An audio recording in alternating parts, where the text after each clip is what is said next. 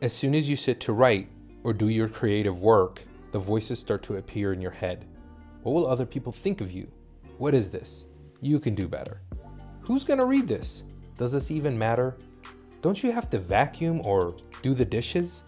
Who cares what you're writing about? These things that you're doing don't really add up to a whole lot. Are you even gonna be a #1 bestseller? Do you really think people are gonna read this? You know those stories in your head, the voices in your head that keep telling you that you are not a good enough writer, you'll never hit a #1 bestseller, you'll never do X, Y, or Z, and those voices in your head just keep going on. And when you sit down to write, you struggle with those voices. Trust me, I had the same thing, especially when I was first starting my first book.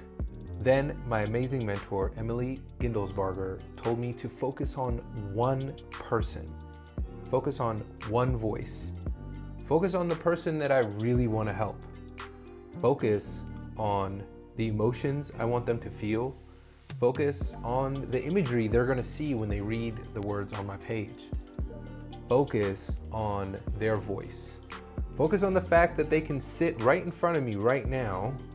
And as I start to write, I'm basically sharing my story, my wisdom, my research, whatever it may be, with them directly. The reason for that is it drowns out the other noise. When I focus about my nephew, Ahmed, who's the younger version of me, that's the big trip here, is that when you focus your energy on writing to the younger version of you, or to that specific avatar that you are trying to help, then your message will start to come across a little bit more clear. Now here's what I mean. When you sit down to write, what I try to do is I keep my nephew's name right at the top right of my laptop. And that tells me to just glance up, remind myself, stay calm, that I'm just writing for Ahmed.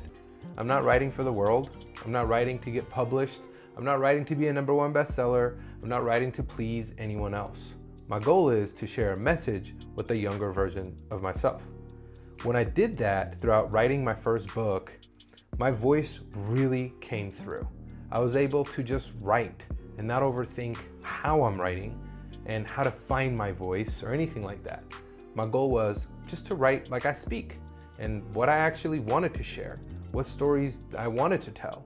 Thinking like that made me come to the laptop much easier. It took the burden away from all the voices that usually drown out my own voice.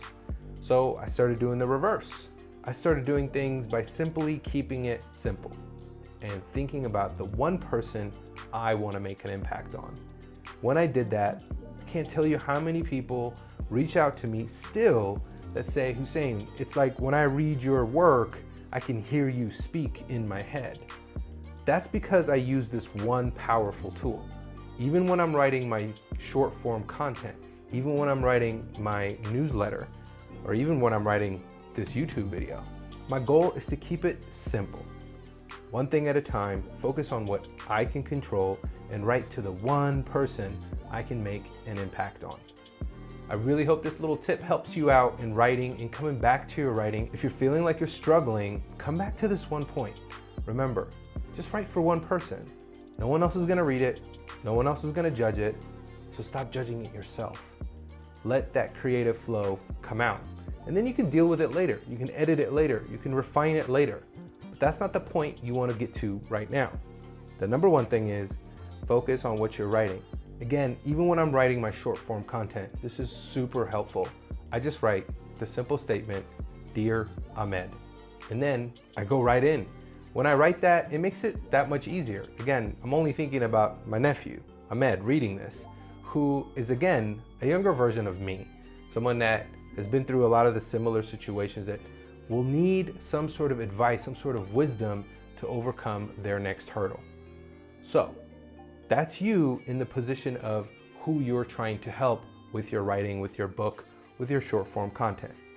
Keep it simple, focus on the one person, and I promise you things will get a little bit easier so you can drown out those voices that don't really serve you anyway. All right, I hope this video was helpful for you. I'll see you on the next one. Peace.